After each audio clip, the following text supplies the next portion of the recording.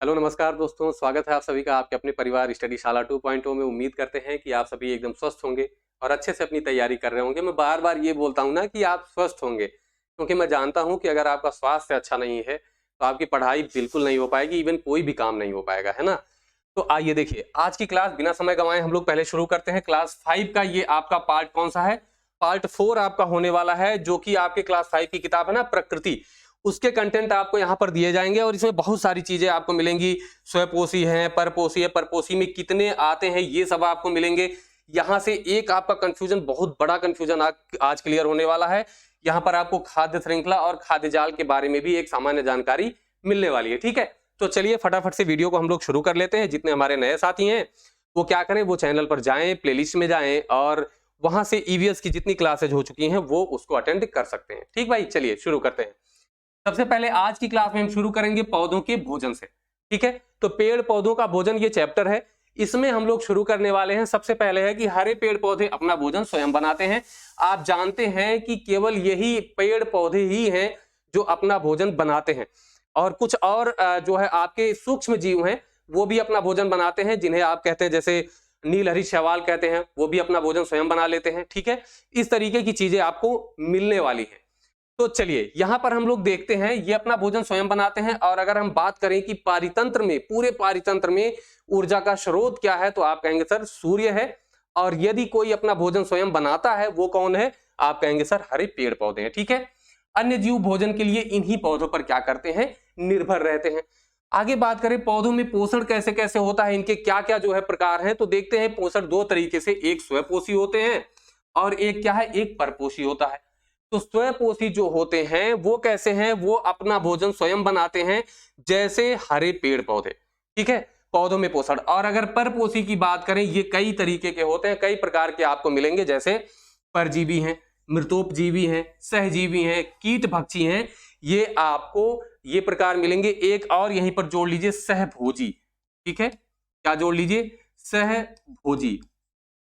ठीक है भाई, ये हम पौधों के बारे में बात कर रहे हैं, तो यहां पौधों के बारे में बात करेंगे। यहां पर एक प्रश्न आपसे पूछा गया था, ठीक है, यहां पर यूपी टेट में एक प्रश्न आपसे पूछा जा चुका है कि वे जीव या जंतु जो भी हैं जो अपने साथी को बिना नुकसान पहुंचाए लाभ उठाते हैं, उन्हें हम क्या कहते हैं? बिना नुकसान पहुंचाए लाभ उठाते हैं, उन्हें हम क्या कहते हैं? तो आप बताइएगा कि क्या कहते हैं कमेंट बॉक्स में। तब तक आप लोग लिखना शुरू कर दीजिए।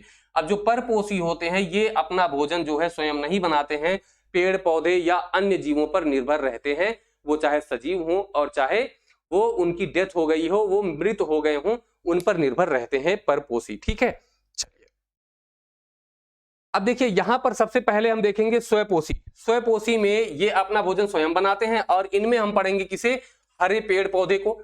हरे पेड़ पौधों के लिए कुछ चीजें होती हैं भोजन बनाने के लिए, जो हम पिछली क्लास में एक बार पढ़ भी चुके हैं, तो यहां एकदम सरसरी निगाह से इसको देखते हुए चलेंगे।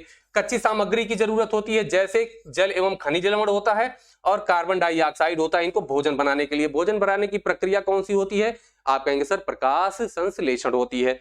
कहां से मिलता है ये खनिज लवण, इनको मिलता है मिट्टी से। बात करें मिट्टी से मिलता है, मतलब उनके जड़ से अवशोषित होता है। जड़ से अवशोषित कौन करता है भाई, फटाफट से कमेंट बॉक्स में लिख दीजिए। देखिए, देखते हैं कितने लोगों को याद है। जड़ किसके माध्यम से खनिज लवण और जल को अवशोषित करता है, ठीक है, ये आपको बताना है। तो मिट्टी से अवशोषित करता है, जड़ द्वारा अवशोषित होता है मिट्टी से, लेकिन जड़ में भी कोई पार्ट होगा ना जो अवशोषित करता होगा। क्या करता है, तना एवं शाखाओं के माध्यम से पत्तियों तक पहुंचाता है। अब मैं कहूं कि कौन पहुंचाता है भाई, अवशोषित कोई और करता है और पहुंचाता कोई और है। तो जड़ अवशोषित करवाता है किससे, आप कहेंगे सर मूल रोम होता है।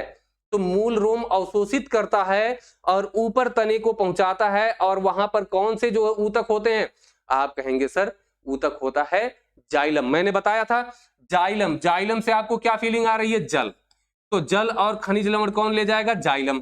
जाइलम ऊपर की ओर लेके जाता है, ऊपर की ओर लेके जाएगा भाई, तो इसकी एक ही दिशा होगी। क्यों, क्योंकि ये हमेशा नीचे से ऊपर की ओर जल और खनिज लवण को ही लेके जाएगा। तो जाइलम की ऊतक का जो प्रवाह होता है एक दिशीय होता है, ऊपर की तरफ होता है। इसका एक और काम है, इसके इसी के जो पेड़ में वलय बनते हैं, जो छल्ले आपको दिखते हैं ना, वलय बनते हैं, तो ये जाइलम ऊतक के ही वलय होते हैं, ये मैंने बताया था। और ये जो इसको गिन करके जो इनके आयु का अध्ययन किया जाता है उसको क्या कहते हैं, तो उसको कहते हैं डेंड्रोक्रोनोलॉजी, ये भी आपको ध्यान में रखना है भाई, ठीक है। कार्बन डाइऑक्साइड का स्रोत क्या है, ये वायुमंडल से लेते हैं। अब कौन लेता है भाई, कौन सा भाग लेता है, तो आप कहेंगे सर पत्ती में जो स्टोमेटा होता है, मतलब जो छिद्र होते हैं, पर्णरंध्र होते हैं, उसी के माध्यम से ये क्या करता है, वायुमंडल से ऑक्सीजन लेता है। तो ये कच्ची सामग्री इसको मिल जाती है यहां से। अब अगर बात करें कि भोजन बनाने की क्रिया कौन सी होती है, तो आप कहेंगे सर होती तो प्रकाश संश्लेषण है, और आप जानते भी हैं सारी चीजें। लेकिन मैं यहाँ पे एक क्वेश्चन बन जाएगा ना कि आप ये बताइए कि ये अपचयी क्रिया होती है या उपचयी क्रिया होती है या दोनों होती है या कोई नहीं होती है। तो आपसे ये चीज पूछी जा सकती है। प्रकाश संश्लेषण की क्रिया द्वारा पौधे भोजन बनाते हैं, ये आपको पता है। इसका फॉर्मूला आप देख सकते हैं कि 6CO2 और 6H2O। सूर्य का प्रकाश चाहिए और पर्णहरित चाहिए। अब आप कहेंगे सर पर्णहरित, तो पर्णहरित जिसे आप क्लोरोफिल कहते हैं भाई, जिसके कारण जो है पत्तियों का रंग कैसा होता है, हरा होता है। अब जरा बता दीजिए, पत्तियों का रंग कभी कभी आपको पीला देखने को मिल जाता है, तो बताइए वो किसके कारण होता है, यहीं पर तुरंत फटाफट से छाप दीजिए। वर्णक की बात आई है तो आप जो है गाजर का भी बता दीजिएगा कि गाजर में कौन सा, और टमाटर का भी बता दीजिएगा कि टमाटर में कौन सा वर्णक पाया जाता है। ओके है, चलिए। पिछली क्लास में मैंने आपको बताया था कि दूध में भी एक पदार्थ ऐसा पाया जाता है, प्रोटीन होता है, जिससे कि दूध का रंग पीला और सफेद रहता है। तो आप कहेंगे सफेद तो केसीन होता है और पीला किसके कारण हो जाता है, वो होता है कैरोटीन। चलिए भाई, क्या करते हैं ये अपना बनाते हैं कार्बोहाइड्रेट, ठीक है, जिसे आप ग्लूकोज भी कह सकते हैं। क्या कहते हैं, ग्लूकोज, शर्करा भी आप कह सकते हैं, ठीक है, शर्करा। तो ये इस दोनों फॉर्मेट, तीनों फॉर्मेट आप कुछ भी कहेंगे आपका सही होगा। और ये क्या और निकलता है, ऑक्सीजन जो है ये छोड़ते हैं, क्या करते हैं, ऑक्सीजन रिलीज करते हैं। कभी कभी ये आपसे क्रिया भी पूछ लेगा, ये जो अभिक्रिया लिखी हुई है इसको भी पूछ सकता है, तो ये भी आप ध्यान में रखेंगे। कच्ची सामग्री अभी आपने देखा CO2 है और जल है, और ये पर्णहरित और सूर्य का प्रकाश इनको चाहिए होता है, जिससे कार्बोहाइड्रेट और ऑक्सीजन ये बनाते हैं, ठीक है। अब देखिए मेन चीज जो यहाँ पर आज की क्लास में आपको देखना है। चलिए, गाजर में आपने बताया होगा, कैरोटीन बताया होगा, टमाटर में लाइकोपिन, और ये कैरोटीन के कारण ही पत्तियों का रंग पीला होता है। यहां पर देखिए क्या होता है, ये ऑक्सीडेशन मतलब उपचयन और अपचयन दोनों क्रियाएं होती हैं प्रकाश संश्लेषण में। अब कहेंगे सर अपचयन किसका होता है और उपचयन किसका होता है। उपचयन मतलब ऑक्सीडेशन, तो हमेशा ध्यान रखिएगा जिसमें ऑक्सीजन बनेगा वही ऑक्सीडेशन होगा। ऑक्सीजन किससे बनता है, ऑक्सीजन आपका बनेगा जल से। तो जल का क्या होता है, उपचयन होता है जिससे ऑक्सीजन बनता है, और कार्बन डाइऑक्साइड का होता है आपका अपचयन, जिससे आपका कार्बोहाइड्रेट बनता है या स्टार्च बनता है या मंड बनता है। ये आप ध्यान में रखेंगे, ठीक है। चलिए, यहां आप क्रिया देख सकते हैं भाई, पत्तियों के जो पर्णरंध्र होते हैं वो पौधे उन्हीं से श्वसन भी करते हैं, उन्हीं से कार्बन डाइऑक्साइड ग्रहण भी करते हैं, ऑक्सीजन निकालते भी हैं और ऑक्सीजन ग्रहण भी करते हैं, सारी चीजें करते हैं। ऑक्सीजन ग्रहण कब करते हैं, जब वो श्वसन करते हैं तब। देखिए पौधों में श्वसन आ भी गया भाई। श्वसन क्या होता है कि ये हमेशा चलती रहती है, 24 आवर्स चलता रहता है, लेकिन प्रकाश संश्लेषण प्रकाश की उपस्थिति में चलता है। पौधे भी श्वसन में क्या लेते हैं, ऑक्सीजन लेते हैं, और क्या करते हैं, कार्बन डाइऑक्साइड छोड़ते हैं। श्वसन की बात हो रही है, प्रकाश संश्लेषण में ये कार्बन डाइऑक्साइड लेते हैं और ऑक्सीजन छोड़ते हैं, लेकिन श्वसन में हमारे जैसा ही श्वसन करते हैं। इसीलिए रात्रि में प्रकाश होता नहीं है, तो रात्रि में क्या करते हैं, ये केवल श्वसन करते हैं, तो ऑक्सीजन ग्रहण करते हैं, कार्बन डाइऑक्साइड छोड़ते हैं। इसीलिए रात में नहीं सोना चाहिए पेड़ पौधों के नीचे, ठीक है भाई। आगे देखिए, प्रकाश संश्लेषण का महत्व हम लोग देख लेते हैं। प्रकाश संश्लेषण की क्रिया के पश्चात क्या क्या होता है, कैसे कैसे होता है, तीनों चीजें हम बढ़िया से देखते हैं। देखिए, प्रकाश संश्लेषण की क्रिया के पश्चात क्या होता है, ऑक्सीजन बनता है, ठीक है, भोजन बनता है, जिन्हें कार्बोहाइड्रेट या वसा आप कहिए, स्टार्च कहिए, मंड कहिए, कुछ भी कहिए, ये बनता है। और इसके अलावा जल बचता भी है। क्यों, कैसे, अगर जड़ ने ज्यादा जल अवशोषित करके पत्तियों को दे दिया भाई, तो क्या होगा, अतिरिक्त जल जो बचेगा भोजन बनाने से, उनका क्या होगा।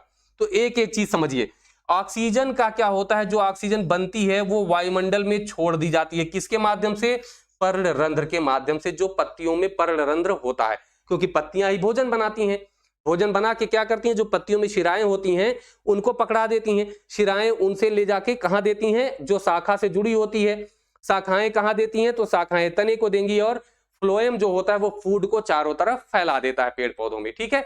आगे देखिए भाई, भोजन जो बनाता है, पत्ती जो भोजन बनाती है, उसमें कुछ तो तुरंत उनके द्वारा उपयोग कर लिया जाता है अपने पोषण में, पेड़ पौधे के पोषण में तुरंत उपयोग कर लिया जाता है, उनका ऑक्सीडेशन हो जाता है, मतलब उनका ऑक्सीकरण हो जाता है, उनसे एनर्जी मिल जाती है, जिससे पेड़ पौधे क्या करते हैं भाई, पेड़ पौधे अपना जीवन यापन करते हैं। उसके अलावा बात करें कि जो बचता है उसको क्या करते हैं, संचित कर लेते हैं, इकट्ठा कर लेते हैं। कैसे इकट्ठा करते हैं भाई, स्टार्च या मंड के रूप में इकट्ठा कर लेते हैं। ये आघुलनशील होता है, ये जल में घुलता नहीं है। और कैसे ये इकट्ठा करते हैं, पौधे की जड़ में, तने में, फल में, पत्तियों में, इस तरीके से ये क्या करते हैं, उसको इकट्ठा कर लेते हैं, जुटा लेते हैं। अब बात करते हैं, आपने देखा होगा पौधे के जड़, अभी मैंने आपको बताया था शलजम, ठीक है, शलजम है, गाजर है, मूली है, ठीक है, ये सब अपना जो ये पौधे होते हैं, अपना जो भोजन होता है वो कहाँ इकट्ठा करते हैं, जड़ में।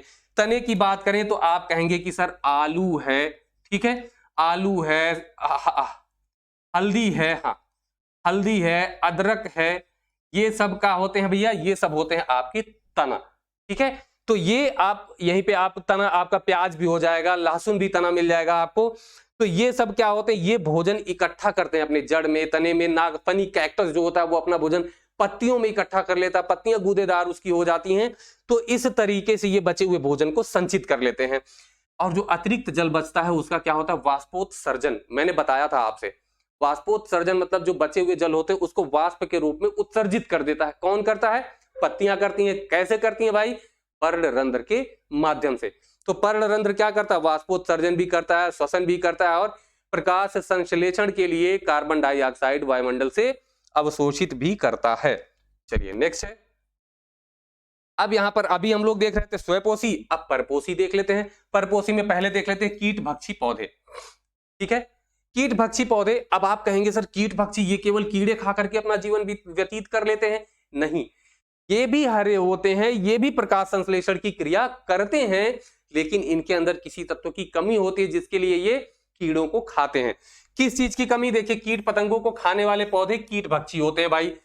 ये अपने अंदर नाइट्रोजन की कमी को पूरा करते हैं। कैसे, देखिए ये जहां पर उगते हैं वहां नाइट्रोजन की कमी होती है। जैसे कहां उगते हैं, ये दलदली क्षेत्रों में या तालाब के समीप उगते हैं जहां नमी ज्यादा होती है लेकिन नाइट्रोजन की कमी होती है। उसी नाइट्रोजन की कमी को पूरा करने के लिए क्या करते हैं, ये कीट पतंगों को पकड़ लेते हैं और उसको क्या करते हैं, उससे जो है सारी चीजें अवशोषित कर लेते हैं, जिसमें से नाइट्रोजन की कमी इनकी पूरी हो जाती है। तो ये नाइट्रोजन की कमी को पूरा करने के लिए जीव जंतुओं मतलब कीट पतंगों को क्या करते हैं, खाते हैं। कौन कौन से होते हैं, इंपॉर्टेंट है, नाम इनके आपको पता होने चाहिए। एक तो वीनस फ्लाई ट्रैप, क्या है वीनस फ्लाई ट्रैप है। जो ये चित्र आप देख रहे हैं ना, ये इस तरह की कुछ आकृति है और इसमें ऊपर देखिए इस तरह से कांटे कुछ निकले हुए हैं। ये क्या करता है कि कुछ ऐसे रस छोड़ते हैं ना, जिससे रस छोड़ते हैं या इनका रंग ऐसा होता है जिससे क्या होता है कि कीट पतंग जो होते हैं वो आकर्षित होते हैं और जाकर के यहाँ बैठ जाते हैं। और जैसे बैठते हैं ये तुरंत क्या होते हैं भाई, बंद हो जाते हैं और यहां से सारी चीजें इनके जो है पोषक तत्व तो क्या करते हैं, चूस लेते हैं, समाप्त कर देते हैं, अवशोषित कर लेते हैं। इसे डायोनिया के नाम से भी जाना जाता है। एक है नेपेंथीज। नेपेंथीज ये आप देख रहे हैं ना, घड़े जैसी आकृति, क्या है, घड़े जैसी आकृति, और ऊपर एक ढक्कन भी है। जैसे इसमें कोई जीव घुसता है, इसकी जो स्मेल आती है अच्छी सी स्मेल सूंघ के जैसे घुसता है, ये ऊपर से ढक्कन क्या होता है भाई, बंद हो जाता है। इसे जो है ये घड़े जैसी आकृति है ना, इसीलिए इसे घटपर्णी भी कहा जाता है। क्या कहा जाता है, घटपर्णी, घड़े जैसे पत्ते, घटपर्णी कहा जाता है, या पिचर प्लांट, ठीक है। तो नेपेंथीज, पिचर प्लांट या घटपर्णी तीनों एक ही नाम है, ध्यान रखेंगे। ड्रोसेरा की बात करें भाई, ये देखिए ड्रोसेरा, ये जमीन पर ना ऐसे फैल जाता है जाली के नुमा, मकड़े के जाल नुमा, और इसके किनारे किनारे किनारे किनारे इस तरीके की आकृति होती है। जैसे इस पे कोई कीड़ बैठता है ये तुरंत ऐसे करके ऐसे फैले रहते हैं जमीन पर, तुरंत बंद हो जाते हैं। तो ये होता है आपका ड्रोसेरा, जिसे संड्यूज कहते हैं या मक्खा जाला कहते हैं। मतलब मकड़े, मक्खे के जाले जैसा, मकड़े के जाले जैसा होता है ना, इसलिए इसे मक्खा जाला भी कहते हैं। यूट्रिकुलेरिया और एरोसेनिया, इन सब के नाम आपको थोड़े बहुत याद होंगे ना, एक बार आप 2 बार पढ़े रहेंगे तो आपको एकदम बढ़िया से तैयार हो जाएगा ये। ओके है, चलिए। तो कीट भक्षी में आपको वीनस फ्लाई ट्रैप याद करके रखना है, नेपेंथीज, ड्रोसेरा और यूट्रिकुलेरिया, ये 4 नाम आपके दिमाग में एकदम छप जाने चाहिए। अब बिल्कुल भी गलत नहीं होना चाहिए अगर ये प्रश्न आता है तो। अगला हमारा है परजीवी। परजीवी जैसा कि आप जानते हैं पैरासाइट, परजीवी आप समझते हैं ना, पर मतलब दूसरों पर, आश्रित होकर जीवी मतलब जीवन यापन करने वाले, तो दूसरों पर आश्रित होते हैं। अब ये दूसरे कैसे होते हैं? जीवित होने चाहिए, तो जो जीवित होते हैं वही होते हैं जो है उन्हीं पे ये आश्रित होते हैं, ठीक है, मृत पर नहीं। अगर मृत पर आश्रित होंगे तो मृत जीवी हो जाएंगे, मृतोपजीवी। ये परजीवी होते हैं जो दूसरे जीवित जंतुओं एवं पौधों पर निर्भर होते हैं, पहली चीज। दूसरी चीज ये इनसे पोषण प्राप्त करते हैं, उन्हें परपोषी, जिनसे ये पोषण प्राप्त करते हैं, मतलब होस्ट। होस्ट मतलब क्या होता है? होस्ट जानते हैं ना, जो इनको पनाह दे दे वही होस्ट है, ठीक है। तो ये ध्यान रखेंगे कि ये जिनके ऊपर रहते हैं वो होस्ट होते हैं। भाई ये एक चीज और समझिए कि परजीवी जिनके ऊपर, होस्ट के ऊपर रहते हैं ना, तो उनको हानि भी पहुंचा देते हैं। इसलिए यहां पर ध्यान रखेंगे कि परजीवी जो होते हैं ये हानि भी पहुंचा सकते हैं, ये भी आपको ध्यान में रखना है। अब कौन कौन से? अमरबेल है, रेफ्लेसिया है, ओरोबैंका है, ये सब क्या होते हैं? आपके परजीवी होते हैं। अमरबेल आप देखते होंगे ना कि कोई ऐसे तना होता है, उसी में ऐसे ऐसे लपेटा रहता है, पत्तियों होती सबको लपेट लेता, लपेट के ऐसा जकड़ देता है कि पेड़ ही नहीं बढ़ पाता है। तो ये अमरबेल का पौधा आपको यहां दिख रहा है। ये आपका है रेफ्लेसिया का पौधा, बड़ा सा फूल यहां पर आपको दिखेगा। ये ओरोबैंका है जो नीले नीले रंग का एकदम बढ़िया फूल जैसा आपको दिखता है, ये भी क्या होता है? परजीवी होता है। तो दो चीजें आपको ध्यान रखनी है, एक तो ये कि दूसरे जीवित जंतुओं पर आश्रित होते हैं, दूसरा ये कि ये केवल लाभ ही नहीं लेते हैं, हानि भी पहुंचा देते हैं, ये भी आपको ध्यान में रखना है, ठीक है भाई। तो ओरोबैंका, अमरबेल और रेफ्लेसिया, तो सबसे ज्यादा अमरबेल आपसे पूछा जा सकता है, ध्यान रखेंगे। नेक्स्ट टॉपिक है मृतोपजीवी। मृतोपजीवी मतलब होता है मृतोप, मृत पे जीवित रहने वाले, ऐसे सेप्रोफाइट्स होते हैं। ये अपना भोजन जो है किससे? मृत एवं सड़े गले पदार्थों से ग्रहण करते हैं। किससे ग्रहण करते हैं? मृत एवं सड़े गले पदार्थों से। जो सड़ गई वो चीज, उस पे अगर कोई चीज उग जाती है तो वो उन्हीं से क्या करता है? अपना जीवन यापन करता है। जैसे कुकुरमुत्ता आप यहां देख सकते हैं, ये हमेशा ऐसी ही जगहों पर पाया जाएगा जहां गंदगी होगी या सड़ी गली चीजें होती हैं। ईस्ट होता है जिससे क्या बनाते हैं भाई? खमीर। ये कवक होता है ना। राइजोपस और म्यूकर मैंने बताया था, अगर आप रोटी रख दीजिए तो इसके ऊपर कुछ ऐसे रेसे नुमा एक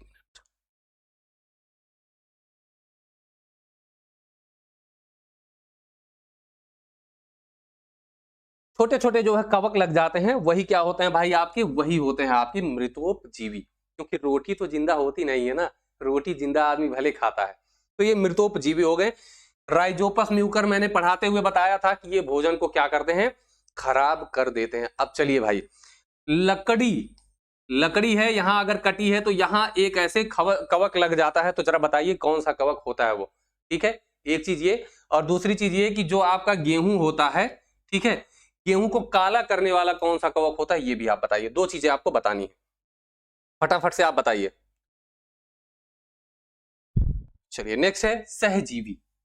सहजीवी सिंबायोटिक होता है। ये दो पौधे एक साथ रहते हैं, दो पौधे या दो जीव जंतु एक साथ रहते हैं और एक दूसरे को लाभ पहुंचाते हैं।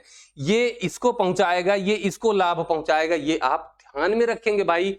और सहजीवी पौधा पूछा जा चुका है लाइकेन, ये यूपीटीईटी का पूछा गया प्रश्न है कि सहजीवी पौधा कौन सा है, उसमें लाइकेन नहीं दिया, नहीं पूछा था कि शैक कैसा पौधा है, तो शैक आप ध्यान रखेंगे लाइकेन को ही कहा जाता है।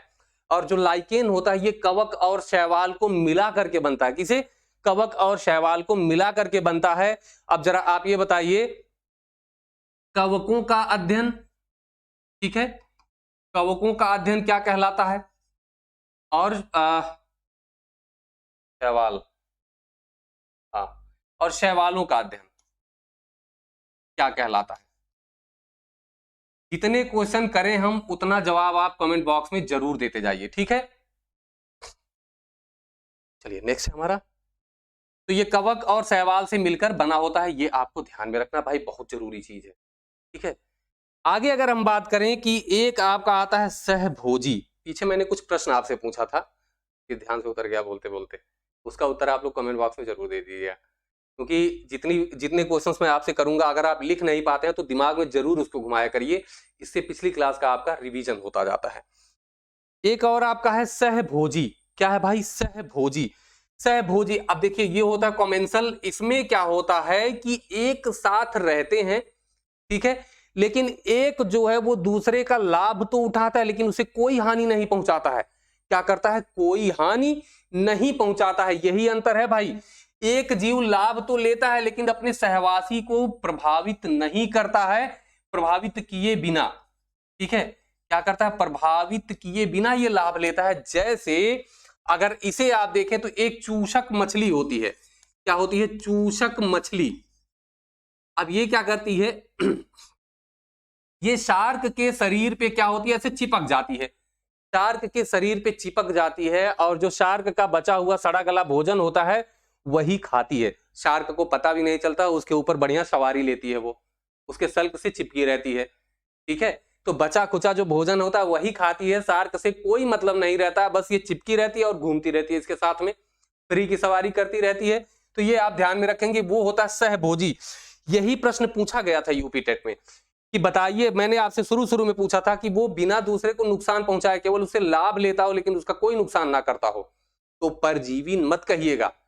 ठीक है, वो क्या होगा, सहभोजी होगा, साथ में भोजन तो कर लेता है लेकिन उसका भी भोजन नहीं, वो बचा कुचा होता है, उसका वाला भी नहीं खाता है। अब आते हैं हम लोग खाद्य श्रृंखला पे। ठीक है, खाद्य श्रृंखला की अगर हम बात करें तो इसके बारे में आप लोग वैसे भी जानते होंगे, जो हमारे ऐसे साथी हैं जिनको बेसिक अभी नहीं पता है तो वो बेसिक यहाँ पे उनका क्लियर मैं कर दूंगा। ठीक है, ये सबसे पहली चीज तो भोजन के निर्भरता के आधार पर एक श्रृंखला बन जाती है, श्रृंखला एक कड़ी बन जाती है। किसके आधार पर, भोजन की आवश्यकता और निर्भरता के आधार पर एक कड़ी बनती जाती है। और कहां से बनती है, पौधों से शुरू होती है और मांसाहारी जंतुओं तक बन जाती है। तो आप कहेंगे, देखिए ऐसे एक कड़ी बनती है, हालांकि मैंने ये आपका पिरामिड नहीं बनाया था, यहाँ पे नहीं बनाया है, फिर भी मैं आपको दिखाता हूं। यहाँ ऐसे ये बट जाता है, यहाँ आपके कौन से होते हैं, पेड़ पौधे होते हैं। ठीक है, पेड़ पौधे जिन्हें हम क्या कहते हैं, उत्पादक कहते हैं। क्या कहते हैं भाई, उत्पादक कह देते हैं। इसके ऊपर के जितने होते हैं उन्हें हम कहते हैं उपभोक्ता। क्या कहते हैं, उपभोक्ता कहते हैं। और इसमें कौन कौन से आते हैं, शाकाहारी आते हैं और मांसाहारी आते हैं। ठीक है, और इन्हें आप कह सकते हैं स्वयंपोषी, क्योंकि ये अपना भोजन स्वयं बनाते हैं। और इन्हें उपभोक्ता को आप कह सकते हैं परपोषी, क्योंकि ये भोजन के लिए दूसरे के ऊपर निर्भर रहते हैं। ठीक है, तो ये ध्यान दीजिएगा, उत्पादक और उपभोक्ता इन्हीं में बटा होता है आपका। ये जब आपको मैं पढ़ाऊंगा पारिस्थितिकी तंत्र तो वहां पर आपको ये भी बताने वाला हूं। ठीक है, क्योंकि यहां से प्रश्न आपको पूछा जाता है, पारिस्थितिकी पिरामिड से प्रश्न बनता है। अब देखिए, सीधी श्रृंखला बन जाती है, इसे ही हम क्या कहते हैं, खाद्य श्रृंखला कहते हैं। जैसे ये सीधी श्रृंखला बनी है, घास है, घास को टिड्डे ने खाया, टिड्डे को मेढक ने खाया, मेढक को सांप ने खाया और सांप को किसने खा लिया, बाज ने खा लिया। ये जो है एक, ये तो उत्पादक है, क्या है, उत्पादक है, या इसे आप स्वयंपोषी कहेंगे। बाकी के जितने हैं ये परपोषी हैं, अपने भोजन के लिए दूसरे पर निर्भर होते हैं। क्या है, परपोषी हैं। और इसमें भी अगर हम बात करें तो ये क्या है, ये आपका पहला जो घास खाया ये शाकाहारी हो गया, शाकाहारी को ये मांसाहारी, ये मांसाहारी, ये मांसाहारी, ये सब मांसाहारी हो गए। अब ये हो गया प्रथम उपभोक्ता, ये द्वितीय उपभोक्ता, तृतीय उपभोक्ता, चतुर्थ या अंतिम उपभोक्ता हो गया पांच। ठीक है, तो एक स्तर ये और एक पूरा स्तर ये बन गया, उपभोक्ता और माफ कीजिएगा, उत्पादक और उपभोक्ता का। तो उत्पादक सबसे नीचे और उपभोक्ता में ये सबसे ऊंचे स्थान पर रहने वाला है, ध्यान रखेंगे। ओके है, चलिए। तो घास, टिड्डा, मेढक, सांप, बाज, आप कहेंगे सर ऐसे कैसे, कई हो सकते हैं, बिल्कुल हो सकते हैं। वो कई जो बनते हैं वो खाद्य जाल होता है। देखते हैं अभी, खाद्य श्रृंखला विभिन्न जीवों की संख्या को संतुलित और नियंत्रित करता है। अगर ये खाद्य श्रृंखला ना बने या बीच में से ब्रेक हो जाए तो पूरा सिस्टम डैमेज हो जाएगा। ठीक है, किसी एक की संख्या ज्यादा हो जाएगी, किसी एक की कम हो जाएगी, वो दूसरे को खा जाएगा। इस तरीके से क्या होगा, आपका जो पारिस्थितिकी तंत्र होगा वो क्या हो जाएगा, असंतुलित हो जाएगा।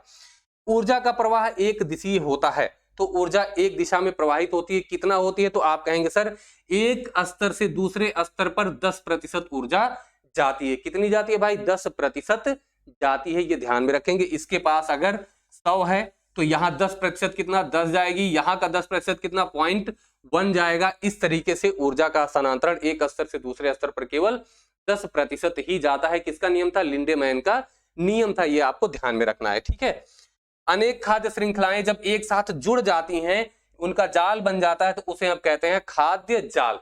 फूड वेब कहते हैं, खाद्य जाल कहते हैं। और खाद्य जाल ही पारिस्थितिकी तंत्र को क्या करता है भाई, संतुलित करता है। खाद्य जाल में जितने रास्ते होंगे पारिस्थितिकी तंत्र उतना ही क्या होगा, उतना ही संतुलित होगा। ये भी आपको एकदम अच्छे से ध्यान में रखना है।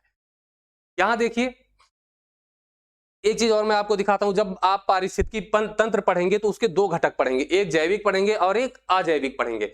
जैविक जो घटक होगा, जैविक वाला जो घटक होगा आपका, उसमें 3 होंगे, ठीक है। कौन कौन से होंगे, उत्पादक, उत्पादक होंगे, उपभोक्ता होंगे और क्या होगा, अपघटक होगा, ठीक है। अपघटक या अपमार्जक कह सकते हैं आप। ये कौन से होते हैं, जीवाणु होते हैं, ठीक है। कवक होते हैं, कवक और जीवाणु होते हैं, ये आप ध्यान में रखेंगे भाई, ठीक है। ये क्या करते हैं, जैसे घास को टिड्डा खाया, टिड्डा को मेढक, मेढक को सांप, सांप को बाज ने खा लिया। अब बाज भी तो कभी ना कभी मरेगा ही। जब ये मरेगा तो ये क्या करेगा, पर्यावरण में गंदगी फैलाएगा। इनको कौन खा जाएगा, इसको खा जाएंगे बैक्टीरिया और फंगी, मतलब कि जीवाणु और कवक इसको खा जाएंगे। और जब जीवाणु कवक खाएंगे तो ये कुछ पोषक तत्व देंगे, जैसे कुकुरमुत्ता ये उसके ऊपर उग गया अगर, तो जब ये खत्म होगा तो ये पोषक तत्व किसको देगा, ये देगा फिर से घास को। ये एक चक्र बन जाता है और इस चक्र को हम क्या कहते हैं, जैव भू, ठीक है, जैव भू रसायन चक्र, ठीक है। ये आप ध्यान में रखेंगे, जैव भू रसायन चक्र, ठीक है भाई। इन्हें जो क्या है, ये अपघटक हैं, इन्हें जो है पारिस्थितिकी तंत्र का मेहतर भी कहा जाता है। क्या कहा जाता है, पारिस्थितिकी तंत्र का मेहतर। मेहतर मतलब साफ सफाई करने वाला, ये भी कहा जाता है, तो ये भी आप ध्यान में रखेंगे, ठीक है। तो आज की क्लास अगर अच्छी लगी हो तो अब आप लाइक, सब्सक्राइब और शेयर कर सकते हैं। आज की क्लास में इतना ही, फिर मिलेंगे नेक्स्ट वीडियो में, तब तक के लिए नमस्कार, धन्यवाद, जय हिंद।